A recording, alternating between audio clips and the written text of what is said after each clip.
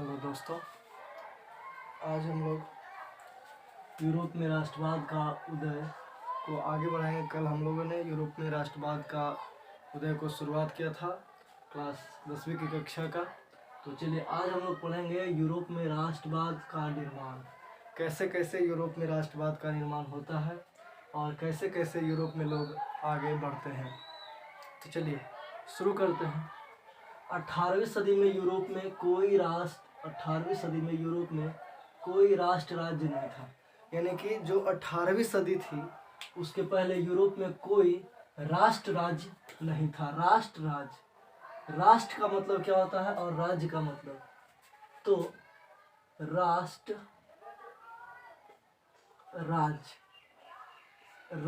राज्य एक देश होता है।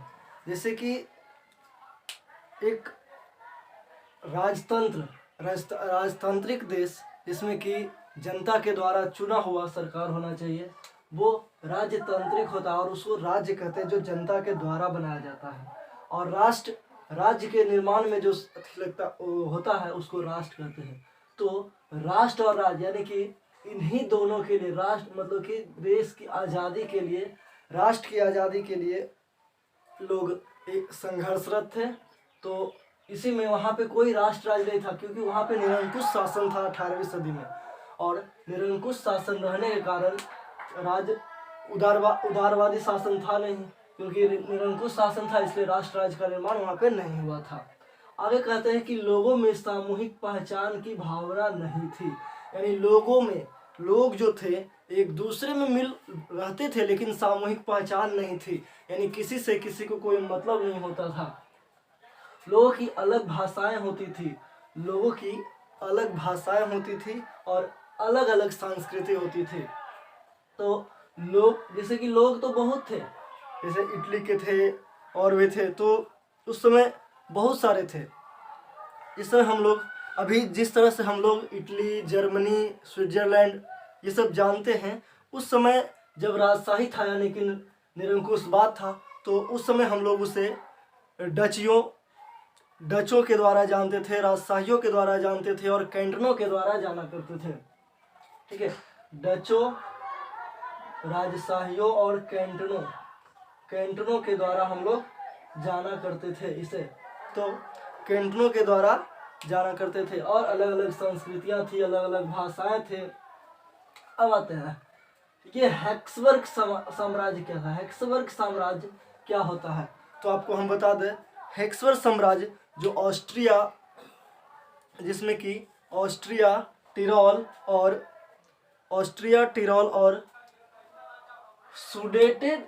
सुडेटलैंड, ऑस्ट्रिया और बोहेमिया, इसे सभी ने शामिल होकर देश की आज़ादी के लिए, यानी कि आज़ाद होने के लिए ये सब मिलकर एक सामूहिक वर्ग बनाए थे। उसी को हैब्सबर्ग साम्राज्य कहा था। जनसमूहों को जोड़ने का काम किया था। और इन्हीं लोगों के द्वारा, मतलब यही लोग जो थे यहाँ के, मतलब जो होते थे टिरोल के, ऑस्ट्रिया के, बोहेमिया के और सुडेटलैंड के, यहाँ के जो लोग होते थे, वो लोग हैब्सबर्ग साम्राज्य की स्थापना करके और जनसमूहों को जोड़ने का काम किया और जोड़कर देश की आज़ादी में आगे बढ़े। और आगे है कुलीनबर्ग और नया मध्यवर्ग, और उसके बाद कुलीनबर्ग और नया मध्यवर्ग आता है। तो कुलीनबर्ग क्या था? कुलीनबर्ग जो कि सामाजिक और राजनीतिक रूप से प्रभावी जो लोग होते थे, कुलीनबर्ग वैसे लोग को कहते थे जो सामाजिक और राजनीतिक रूप से प्रभावशाली होते थे, यानी कि वो सामाजिक में और राजनीतिक में अपना प्रभाव रखते थे और जमीनों का मालिकाना हक होता था उन पे, जमीनों का मालिक होते थे और फ्रेंच भाषा वो बोला करते थे। क्या बोलते थे? फ्रेंच भाषा वो बोलते थे। और सबसे बड़ी बात कि उनकी ग्रामीण संपत्ति, यानी कि गाँव में संपत्ति होती थी और गाँव में हवेलियां होती थी। गाँव में क्या होती थी? हवेलियां होते थे।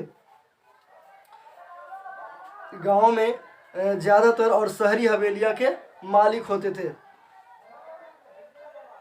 और जो भी लोग, मतलब जो उच्च वर्ग के लोग होते थे, उनके पास वो फ्रेंच भाषा का प्रयोग करते थे। और सबसे बड़ी बात कि इनके जो परिवार थे वैवाहिक स्तर पे जुड़े हुए रहते थे, पारिवारिक स्तर पे जुड़े हुए रहते थे। और ये एक लिहाजा से छोटा समूह था। उसके बाद आता है श्रमिक वर्ग। अब जाहिर सी बात है, श्रमिक से आप समझ ही गए होंगे कि मजदूर लोग ही होंगे।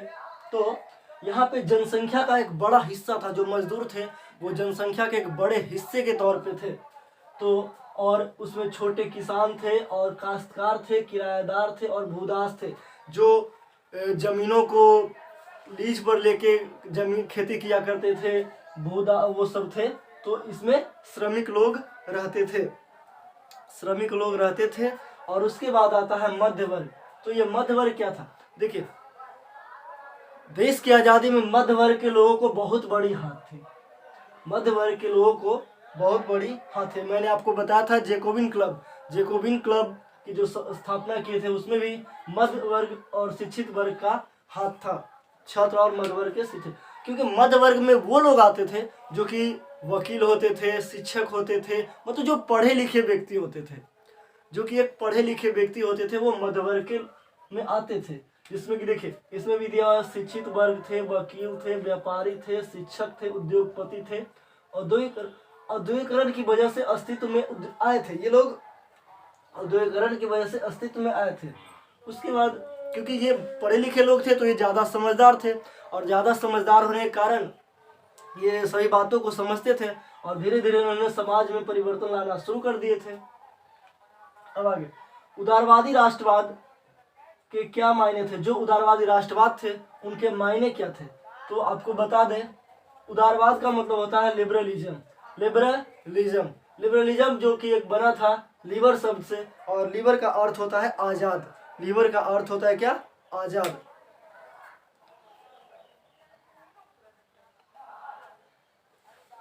तो लीवर का अर्थ क्या होता है? आजादी होता है। यानी कि वह उस समय के जो उदारवादी थे वो हमेशा आजादी के लिए और कानून के समक्ष बराबरी के लिए वो लोग जाने जाते थे। यानी वो चाहते थे कि हमें आज़ादी मिले और सभी के लिए कानून समान हो, और जनतंत्र हो, निरंकुश शासक नहीं हो, पादरी वर्ग के विशेष अधिकारों की समाप्ति हो जाए, संविधान और संसदीय सरकारों का समर्थन मिले। संविधान, देखिए, किसी भी देश को चलाने के लिए लगभग संविधान की जरूरत पड़ती है, क्योंकि जब संविधान होता है तो वहाँ की जो प्रशासनिक व्यवस्थाएं होती है, राजनीतिक व्यवस्थाएं होती है, वो एक सुव्यवस्थित ढंग से चलती है, और इसी को चलाने के लिए संविधान और संसदीय सरकार का समर्थन चाहिए था उनको। तो ये था। उसके बाद आता है निजी संपत्ति बाजारों की मुक्ति। निजी संपत्ति यानी कि अपनी संपत्ति, बाजारों की मुक्ति, यानी बाजारों में जो कर थे वो एक दूसरे मुक्त कर दिए गए। चीजों और पूंजी के आवागमन में नियंत्रण मुक्त करना, यानी कि जो भी चीज यातायात था, जो कि आने और जाने का, जो एक स्टेट से दूसरे स्टेट तक जाते थे, उनमें जो कर था तो उनको मुक्त कर दिया गया। क्योंकि यदि आप एक स्टेट से दूसरे स्टेट तक जाने के लिए कर को मुक्त कर देते हैं तो ये आसानी होती है छोटे छोटे काम करने वालों के लिए और उद्योगपतियों के लिए। ये सब टैक्स जो होते हैं वो अच्छे होते हैं, लेकिन यही सब आगे चल के दुश्मनी बदल जाती है। जिस तरह से हमने पढ़ा था उस समय कि कैसे कैसे आते आते नेपोलियन ने दुश्मनी कर लिया और धीरे धीरे उसको बढ़ाते चले गए।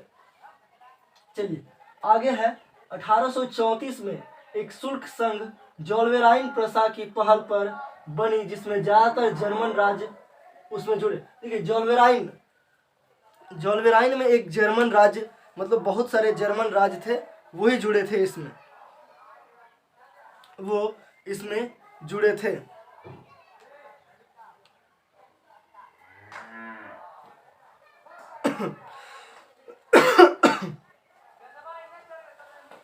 तो इसमें जुड़े थे और उसके बाद शुल्क अवरोधों को खत्म कर दिया था, मुद्राओं की संख्या घटाकर 2 कर दी थी, रेलवे को बढ़ावा दिया था। क्योंकि रेलवे को इसलिए बढ़ावा दिया गया क्योंकि आने जाने में, यातायात में, किसी भी चीज में रेलवे यदि सही ढंग से चलती है तो आने वाले समय में ये विकास ही होगा, इससे हानि नहीं हो सकती है। क्योंकि किसी भी चीज को यदि आप बढ़ावा दे रहे हैं तो ज्यादातर उससे विकास होता, हानि की समस्या कम होती है। अब आइए 1815 के बाद नया रूढ़िवाद, 1815 के बाद जो नया रूढ़िवाद आया, तो रूढ़िवाद मानते थे कि समाज और राज्य की स्थापित पारंपरिक संस्थाएं, रूढ़िवाद मानते थे कि समाज और राज्य की पारंपरिक संस्थाएं हों, जैसे राजतंत्र, चर्च, सामाजिक ऊंच नीच, संपत्ति, परिवार को बनाए रखना। यानी कि ये जो सामूहिक ऊंच नीच था, संपत्ति और अपना परिवार को बनाए रखना, समाज में स्थायित्व, मतलब कि समाज में एक पहचान बनाना, ना कि राजतंत्र जो कि राजा के द्वारा, मतलब कि जो चुना हुआ हो उसके द्वारा सरकार चलाना। तो ये सब वो चाहते थे। नेपोलियन द्वारा शुरू किए गए परिवर्तनों को बनाए रखना चाहते थे। नेपोलियन द्वारा शुरू किए गए परिवर्तनों को बनाए रखना चाहते थे।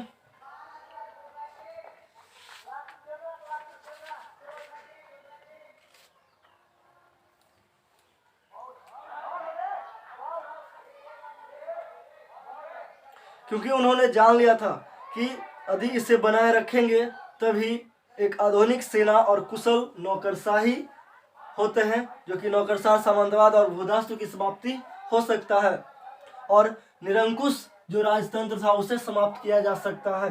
ठीक है, तो इसीलिए उसे हमेशा ये लोग बनाए रखना चाहते थे।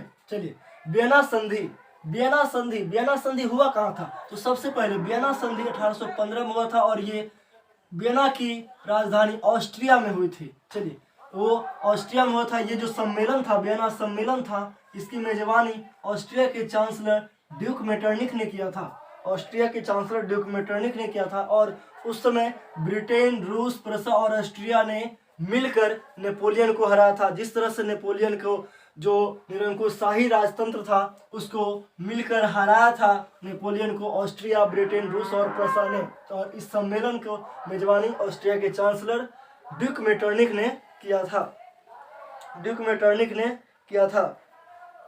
और इसे फ्रांस में ही बूर्बोन वंश की सत्ता को बहाल किया गया, और क्योंकि वो चाहते थे कि जो नेपोलियन था उसको हटा दिया जाए। फ्रांस की सीमा पर कई राज्य कायम कर दिए गए, क्योंकि वो यूरोप के विस्तार को रोकने के लिए, यूरोप के जो फ्रांस के विस्तार को, देखिए, फ्रांस की सीमा पर कई राज्य को कायम कर दिया गया, क्योंकि फ्रांस का जो विस्तार था उसको रोकने के लिए कई राज्य को कायम कर दिया गया। और इसका मुख्य उद्देश्य नेपोलियन को हटाना और राजतंत्र को बहाल करना था। इसका जो मुख्य उद्देश्य था वो क्या था? नेपोलियन को हटाना और राजतंत्र को बहाल करना। लेकिन सबसे बड़ी बात, नेपोलियन ने फिर भी इतना होने के बाद भी 39 ऐसे राज्य थे, 19 राज्यों को अपने कब्जे में रखे थे, जो कि जर्मन में मिले हुए थे।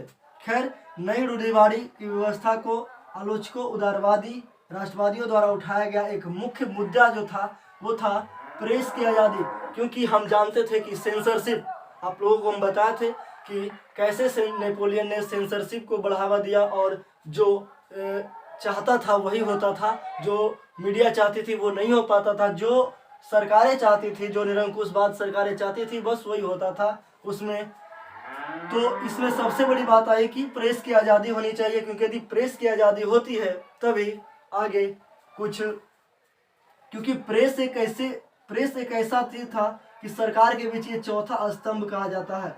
चौथा स्तंभ इसलिए कहा जाता है क्योंकि जो बातें जनता तक नहीं पहुंच पाती है वो बातें प्रेस के द्वारा पहुंचाई जाती है। चलिए, अब आते हैं आगे। क्रांतिकारी सबसे बड़ी बात, क्रांतिकारी क्या चाहता है? क्रांतिकारी ये चाहता है कि हमारे देश में कोई घुसे नहीं, घुसपैठ ना हो, यही सब क्रांतिकारी चाहता था। और वो हमेशा ये चाहते थे कि हमारे देश की आज़ादी मिले। और उदारवादी राष्ट्रवादियों को भूमिगत कराया गया था। उदारवादी राष्ट्रवादियों को भूमिगत कर दिया गया। बहुत सारे यूरोपीय राज्य क्रांतिकारियों के प्रशिक्षण, बहुत सारे जो यूरोपीय राज्य थे वो क्रांतिकारियों को प्रशिक्षण देना और विचार के प्रसार को बढ़ावा देने के लिए गुप्त संगठन उभर कर आया था, उस समय गुप्त संगठन उभर के आया था और राष्ट्र राज्यों का स्थापना, जो कि राष्ट्र राज्य जो क्रांतिकारी थे वो राष्ट्र राज्यों की स्थापना चाहते थे और वो मानते थे कि आज़ादी का ही एक हिस्सा है, आज़ादी का ही एक हिस्सा है। तो ज़्यादातर क्रांतिकारी राष्ट्र राज्यों की स्थापना आज़ादी का एक हिस्सा मानते थे। उसी समय इटली के एकीकरण ज्यूसेपी और मैत्सनी जो थे, चलिए देखिए, ज्यूसेपी मैत्सनी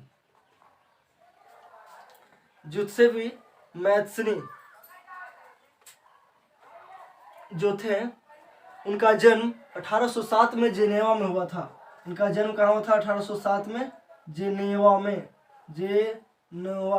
जेनेवा में हुआ था और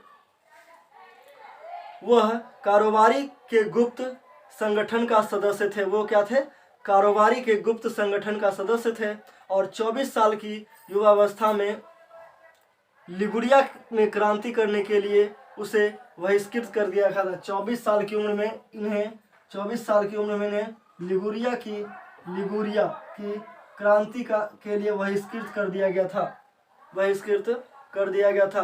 तत्पश्चात ने 2 और भूमिगत संगठनों को स्थापना किया। पहला था मोसाई के यंग इटली और दूसरा था यंग यूरोप, जिसमें कि इन्होंने 2 को किया था, मोसाई के यंग इटली और यंग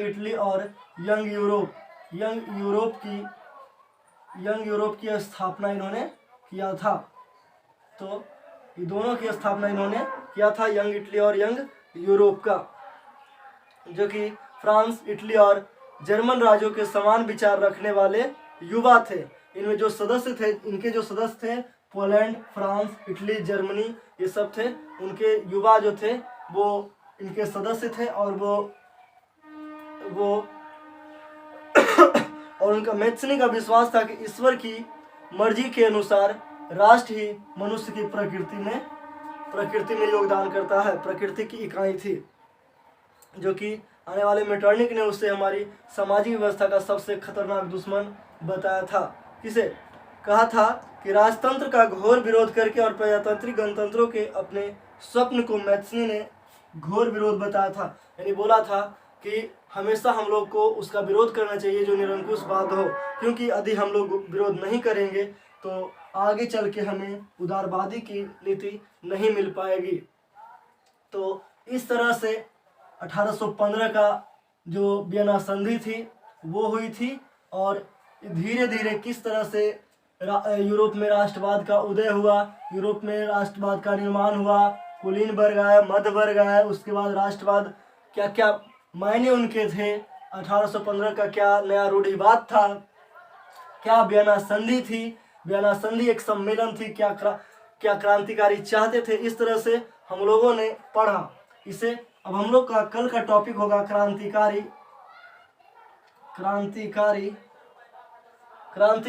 युग। क्रांतिकारी का युग 1830 से 1848 तक, कितना? 1830 से 1848 तक का कल हम लोग इस टॉपिक को खत्म करेंगे। तो आज के लिए इतना ही, और आप लोग अच्छे से देख सकते हैं कि किस तरह से हमने आपको बताया। लेकिन मैं एक बात नहीं बोला, आप लोग इसे लाइक करें, सब्सक्राइब करें, क्योंकि यदि आप लोग ऐसे करते हैं तभी हम लोग आगे कुछ कर सकते हैं, क्योंकि हम भी चाहते हैं कि आगे आने वाले समय में हम आगे बढ़ें ताकि आपको अच्छे से अच्छे कंटेंट देने की प्रयास करेंगे। तो आज के लिए इतना ही और आगे कल करेंगे।